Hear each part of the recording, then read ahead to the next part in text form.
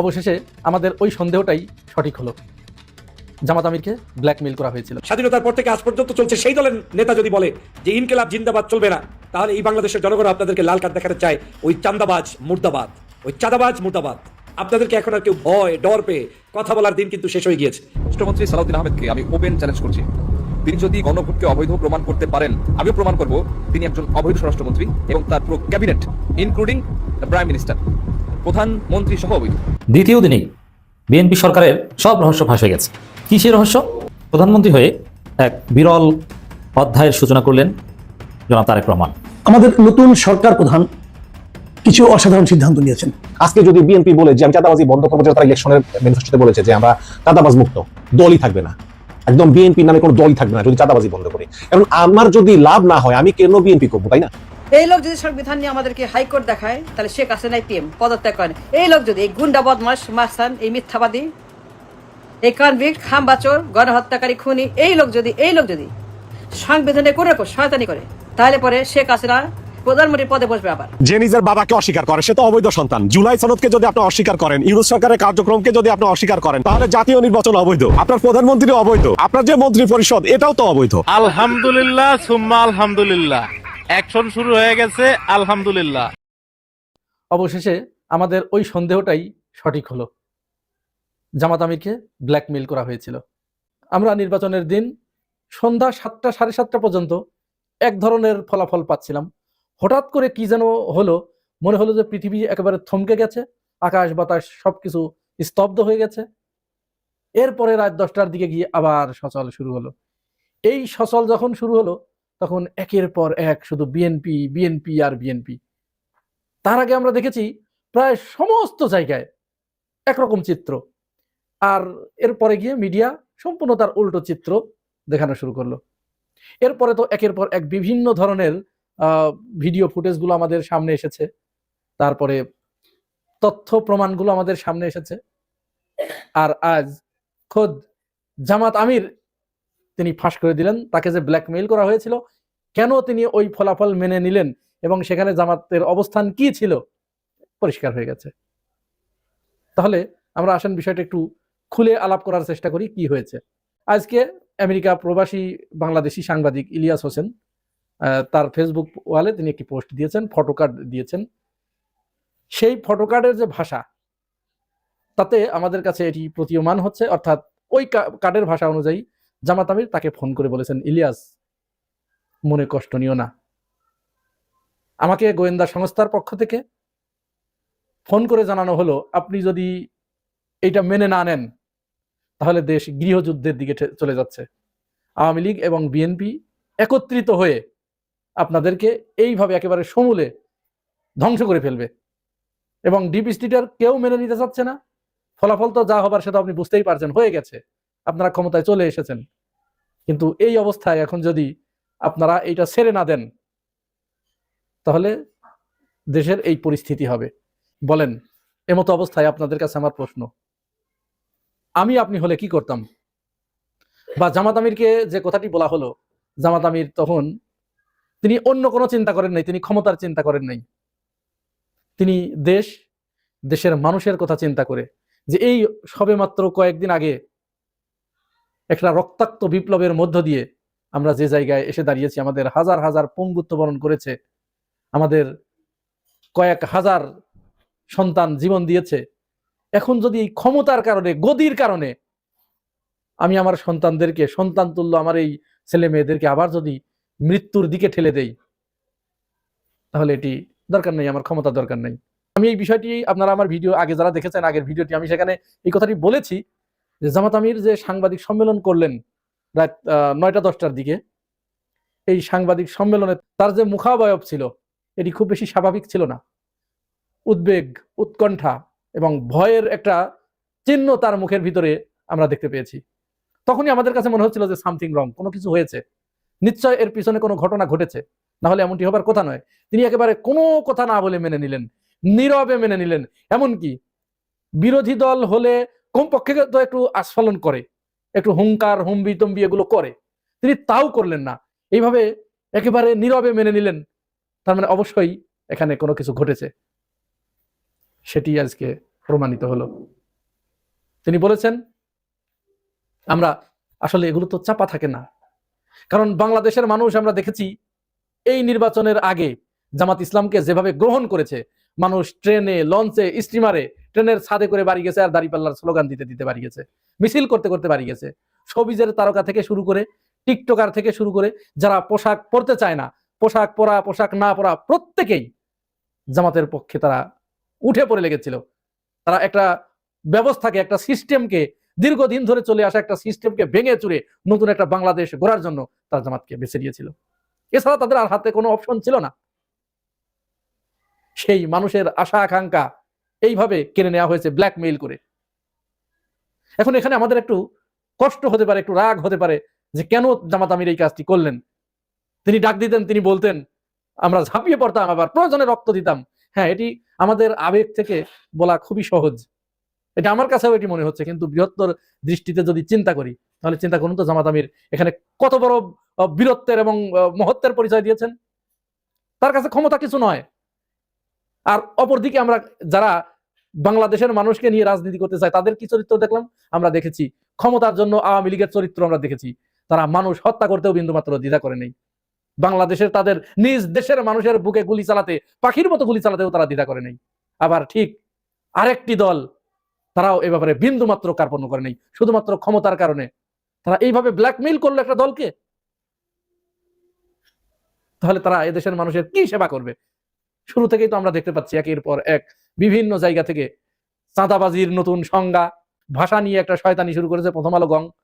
ঢাকা বিশ্ববিদ্যালয়ের এক ডক্টর, কি নাম যেন, তরিক মঞ্জুর, তাকে আর তরিক মঞ্জুর বলে ডাকা যাবে না, তার নাম হচ্ছে তরিক মানে পথ, আর মঞ্জুর মানে অনুমোদিত। তাহলে তাকে অনুমোদিত পথ এই নামে আমরা ডাকবো, তাকে আর তরিক মঞ্জুর বলে আপনারা কেউ ডাকবেন না। এই কাজটি করেছে প্রথম আলো। প্রথম আলোকে মতিউর রহমান, মতিউর শব্দের বাংলা হচ্ছে আজ্ঞাবহ। তাহলে এই অনুমোদিত পথ আর আজ্ঞাবহরা এই ইনকিলাব, জিন্দাবাদ, আজাদি, এই শব্দগুলো তাদের বুকে কাঁপন ধরিয়ে দিয়েছে। এই শব্দগুলো নিয়ে তাদের ব্যাপক ভয় তো হওয়ারই কথা, কারণ এই শব্দগুলোর এত ওজন, এত ভার, যে এর ভার সইতে না পেরে তাদের যে আদি গুরু মাতা পালিয়ে চলে গেছে তার উৎস মূলে। এখন যারা তার ছেলাপেলা আছে, এই প্রথম আলো গংরা, এই প্রথম আলো গংরা তো বুঝতে পেরেছে যে এই শব্দগুলো যেভাবে বাংলাদেশে চর্চিত হচ্ছে, এইভাবে চর্চিত হতে থাকলে তাদের যে শয়তানির যে আঁকড়া, এই আঁকড়া আর বেশি দিন টিকে থাকবে না। এদেশের মানুষ তাদের শয়তানির আঁকড়াটা ধরে ফেলেছে, যার কারণে এখন তারা ওই ভয় থেকে, ওই আশঙ্কা থেকে এখন এই শব্দগুলোর পিছনে লেগেছে যে এই জাতীয় শব্দগুলো বলা যাবে না। এদের সাথে গা মিলিয়ে বিএনপির একজন মন্ত্রীও, নাম বললাম না আমি সঙ্গত কারণেই, তিনিও ভয়ে প্রকম্পিত হয়ে গেছেন যে এই শব্দগুলো বাংলা ভাষার জন্য অশনি সংকেত, বা তার ভাষায় আরো কঠিন করে বলেছেন, আমি আর অত কঠিন করে বললাম না। একদিকে শব্দের ভয় পাচ্ছেন, অন্যদিকে একটা রাজনৈতিক দলকে ব্ল্যাকমেইল করে বাংলাদেশের মানুষ যাদেরকে মনোনীত করেছে, যাদেরকে নির্বাচিত করেছে, তাদেরকে ব্ল্যাকমেইল করে এই যে ক্ষমতা দখল করা।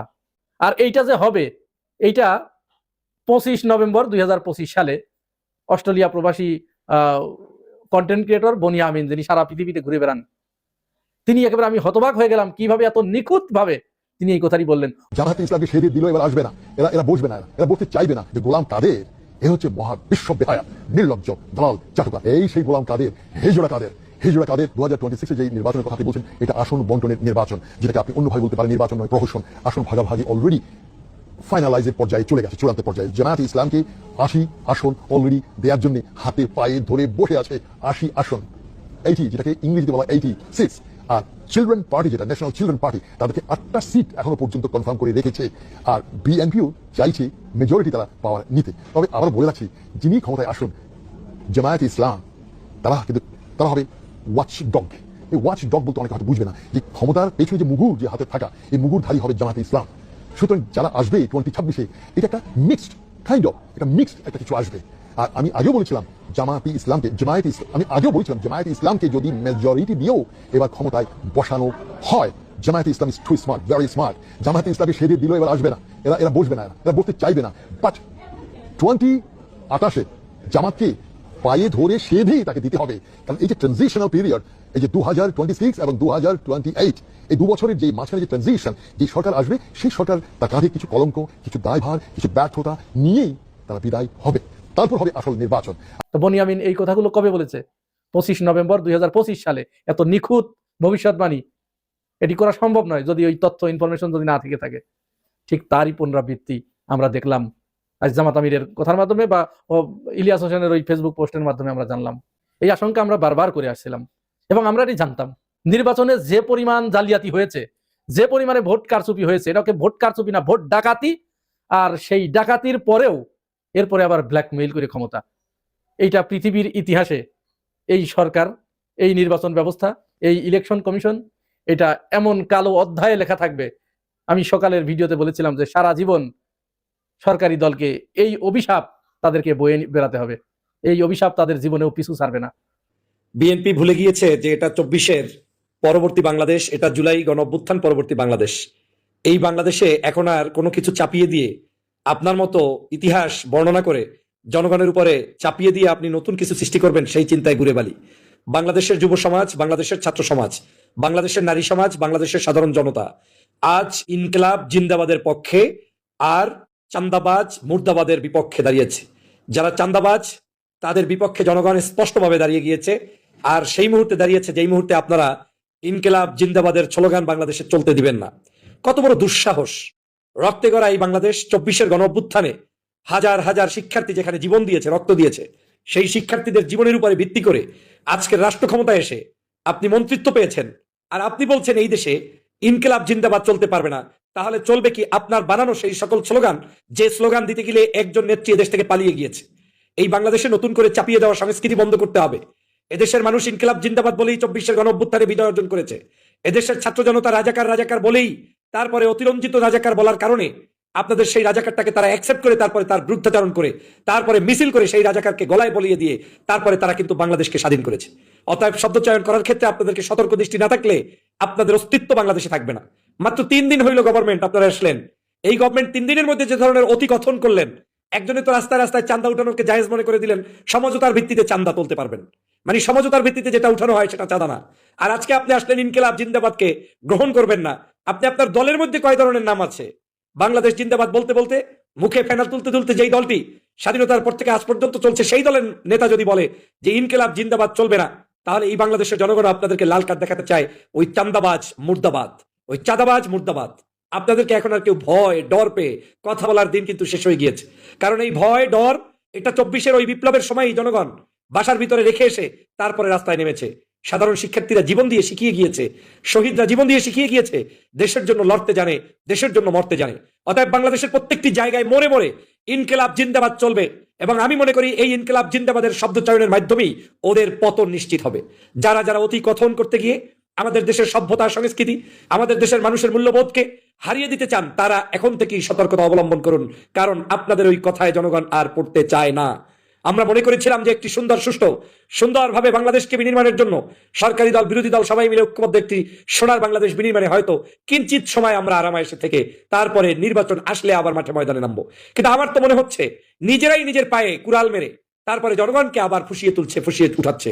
আজকের ফেসবুক জুড়ে বাংলাদেশের প্রত্যেকটি মানুষের কণ্ঠে এখন উদিত হচ্ছে ইনকিলাব জিন্দাবাদের কথা আর চাঁদাবাজ মুর্দাবাদের কথা। অতএব এই চাঁদাবাজ মুর্দাবাজরা এখন থেকেই সতর্কতা অবলম্বন করুন।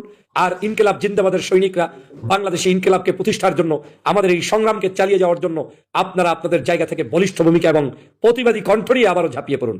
আমাদের এখন আর চুপ থাকার সময় হবে না। এই বাংলাদেশে নারায়ে তাকবীরের স্লোগান হবে, আল্লাহু আকবারের স্লোগান হবে, এই বাংলাদেশে ইনকিলাব জিন্দাবাদের স্লোগান হবে, এই বাংলাদেশে গোলামি না আজাদি, আজাদির স্লোগান হবে। আমরা আজাদির পক্ষে থাকবো, আমরা ইনকিলাব জিন্দাবাদের পক্ষে থাকবো, আমরা বাংলাদেশ জিন্দাবাদের পক্ষে থাকবো, আমরা এই বাংলাদেশের নারায়ে তাকবীর আল্লাহু আকবারের পক্ষে থাকবো। অতএব যারা পাশের দেশে গিয়ে নিজের জায়গা জমি বিক্রি করে এসে মন্ত্রিত্ব নিয়েছেন আর এই দেশের কাউকে না কাউকে কোনোভাবে বিকৃত করে এদেশের সংস্কৃতিকে ধ্বংস করতে চাবেন, তারা কিন্তু পারবেন না। অতএব বাংলাদেশের সকল নাগরিকরা এই ইনকিলাব জিন্দাবাদের পক্ষে থেকেই দেশকে বিনির্মাণ করবে ইনশাআল্লাহ। সবাই যার যার জায়গা থেকে এখন থেকে ফেসবুক, ইউটিউব সমস্ত জায়গাগুলোতে ইনকিলাব জিন্দাবাদের আওয়াজ তুলুন আর ওই চান্দাবাজ মুর্দাবাজদের কবর রচনা করুন। জামাত ইসলামের নেতৃত্বে, জামাত ইসলামের ভূমিকায় ইতিহাসের এক বিরল মাইলফলক স্পর্শ করলো পুরো Bangladesh. Not only Jamaat Islami, including Tarique Rahman, the prime minister of Bangladesh, পুরো বাংলাদেশ। কিন্তু চরমনাইয়ের ফতোয়াবাজি ব্যর্থ, চরমনাই অপ্রাসঙ্গিক হয়ে গেল। চরমনাইয়ের ফতোয়াবাজির আর কোনো দাম নেই। দর্শক, আপনারা খেয়াল করেন না যে বাংলাদেশে কি ঘটে গেছে? আপনারা অনেকে ব্যস্ত আছেন যে জামাতের আমির শহীদ মিনারে গেছে, ফুল দিয়েছে, এটা নিয়ে। কিন্তু পুরো বাংলাদেশে যে একটা প্যারাডাইম শিফট হয়ে গেছে এটা খেয়াল করেনি। এবং বামপাড়া এবং শাহবাগ পাড়ায় যে কি নীরব কান্না, এটা খেয়াল করেনি। বাংলাদেশে শাহবাগী কালচারের কবর রচিত হয়েছে, যেটা আওয়ামী কালচারের অন্যতম একটা স্তম্ভ। আওয়ামী কালচারের ধারক বাহক প্রচারক শাহবাগ, সেই শাহবাগ কিন্তু নাই, ধ্বংস হয়ে গেছে। এমন মানকে চিপে বলেছে যে তারা জামাতের বিরুদ্ধে এখন তেমন কিছু বলতে পারছে না, কান্নাকাটি করতে পারছে না। হে বটবৃক্ষ, এটা বলে আর কান্না করতে পারছে না। একটু চিন্তা করেন, আমি মূল ঘটনায় আসছি। এই বাংলাদেশ আওয়ামী আমলে, শাহবাগী আমলে এমন বাংলাদেশ ছিল যেখানে ঢাকা বিশ্ববিদ্যালয়ের বটতলায়, কলা ভবনের সামনে যে বটতলা, সেই বটতলায় বসে কোরআন তেলাওয়াত করা যেত না। যারা কোরআন তেলাওয়াত করেছিল বটতলায় বসে, তাদেরকে বহিষ্কারের সিদ্ধান্ত নিয়েছিল বিশ্ববিদ্যালয় কর্তৃপক্ষ। ছাত্রলীগ তাদেরকে পিটিয়েছিল টার্গেট করে করে। আপনি চিন্তা করেন কোন বাংলাদেশে আমরা বাস করতাম, যে বাংলাদেশের একটা ভূখণ্ডের একটা জায়গায় বসে আপনি কোরআন তেলাওয়াত করতে পারবেন না। এটা কি বাংলাদেশ না ইসরায়েল? হ্যাঁ, দিস ওয়াজ বাংলাদেশ। তখন একদল ওই শাহবাগী আওয়ামী কালচারের ধারক বাহক, ওই শাহবাগী বাম টাম, এদের সব কলকাতাপন্থী, এদের সবার গোড়ায় এরা কান্নাকাটি শুরু করেছিল। এই জন্যই কি বাংলাদেশটাকে স্বাধীন করেছিলাম? হে বটবৃক্ষ, ক্ষমা করো। মনে আছে এইসব ডায়লগ? সেই বাংলাদেশে এখন স্বয়ং মাননীয় প্রধানমন্ত্রী শহীদ মিনারে দাঁড়িয়ে হাত তুলে আল্লাহর কাছে দোয়া করেন। দেখেন, ওরা যদি এই কাজটা যদি আমিরে জামাত করতো, বাংলাদেশ থিওক্রেটিক রাষ্ট্র হয়ে গেছে, বাংলাদেশ গেছে সাম্প্রদায়িক রাষ্ট্র, বাংলাদেশ আফগানিস্তান, এই সব ফতোয়া নিয়ে হাজির হতো ওই শাহবাগীরা। প্রথম আলো ডেইলি স্টার বিরাট বিরাট কলাম নিয়ে হাজির হতো, বাংলাদেশ আফগানিস্তান হয়ে গেছে। ওই যে বলেছিলাম জামাত ক্ষমতা আসলে ঢাকা হবে আফগান, হয়েছে। এই যে দেখেন শহীদ মিনারে দাঁড়িয়ে হাত তুলে দোয়া করে। রাষ্ট্রীয় কালচারে ইসলামকে ধরে রাখা, এটা যে কতটা কঠিন। গত 15 বছরের দিকে তাকান, বটতলায় কোরআন তেলাওয়াত এটা মানা যায় না, এটা মানতো না, রাষ্ট্র এটাকে টলারেট করতো না। এর মানে পাবলিক স্পেয়ারে, রাষ্ট্রীয় বিভিন্ন আচার অনুষ্ঠানে, গুরুত্বপূর্ণ জায়গায় শাহবাগিতা ধরে রাখতে হবে, এটা তাদের কালচারাল যুদ্ধ। এবং ওইটা ধরে রাখতে না পারলে তাদের ফ্যাসিজম ন্যারেটিভ চলবে না। সেই জায়গায় এখন প্রধানমন্ত্রী হাত তুলে দোয়া করেন শহীদ মিনারে দাঁড়িয়ে, প্রধান বিরোধী দলীয় নেতা জামাতের আমির হাত তুলে দোয়া করেন, এমপিরা হাত তুলে দোয়া করেন, 3 বাহিনীর প্রধান হাত তুলে দোয়া করেন। আপনি চিন্তা করেছেন বাংলাদেশটা কোথায় গেছে? তো দর্শক, এটা কেন সম্ভব হয়েছে?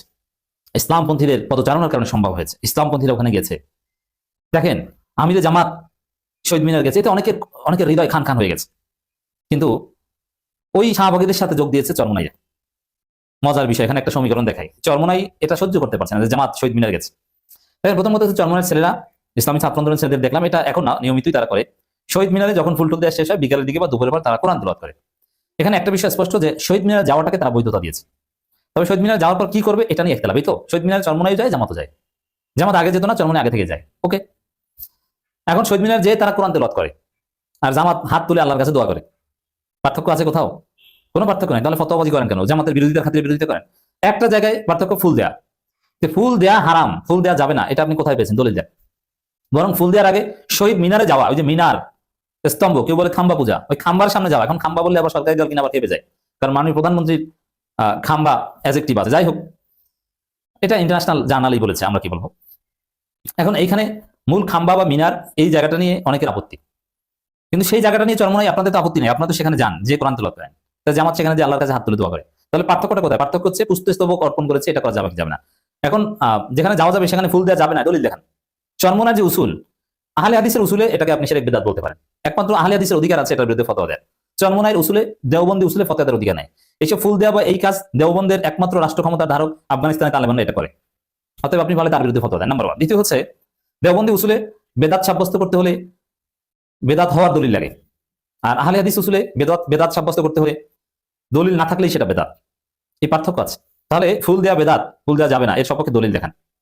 সুন্নিদের কাছে এটা জায়েজ। এখানে আসলে চরমনাই বিরোধিতার জায়গা নেই, কারণ তারাও শহীদ মিনারে যায়। রাষ্ট্রমন্ত্রী সালাউদ্দিন আহমেদকে আমি ওপেন চ্যালেঞ্জ করছি, তিনি যদি গণভোটকে অবৈধ প্রমাণ করতে পারেন, আমিও প্রমাণ করব তিনি একজন অবৈধ স্বরাষ্ট্রমন্ত্রী এবং তার পুরো cabinet including the prime minister, প্রধানমন্ত্রী সহ অবৈধ। পলিসি ডিবেটে আসেন, আমি প্রমাণ করবো যে আপনারা অবৈধ। যদি আপনারা বলেন যে জুলাই সনদ বা গণভোট অবৈধ, আমি স্মরণ করে দিচ্ছি আপনাদের ইতিহাস।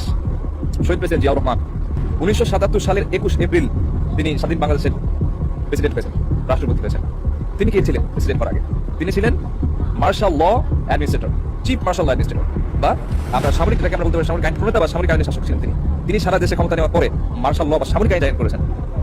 সো একজন সিএমএলএ তিনি নিজেকে রাষ্ট্রপতি ঘোষণা করে সামরিক আইন জারি করলেন, এবং তার এই সামরিক আইন বৈধ কিনা সেটা জানতে তিনি গণভোটের আয়োজন করলেন, যেটাকে আমরা বলছি রেফারেন্ডাম। আসলে তিনি কবে করলেন? তিনি ক্ষমতায় আসলেন 1977 সালের 21 এপ্রিল এবং গণভোট দিলেন 1977 সালের 30 মে, 1 মাস 9 দিনের মাথায়। গণভোটের মাধ্যমে তিনি কি জানতে চাইলেন? তিনি যে সামরিক আইন জারি করেছেন এটার প্রতি জনতা, বাংলাদেশের মানুষ সন্তুষ্ট কিনা, তার যে গৃহীত কার্যক্রম কর্মকাণ্ডের প্রতি মানুষ দেশের নাগরিক সন্তুষ্ট কিনা সেটা জানার জন্য তিনি এবং হ্যাঁ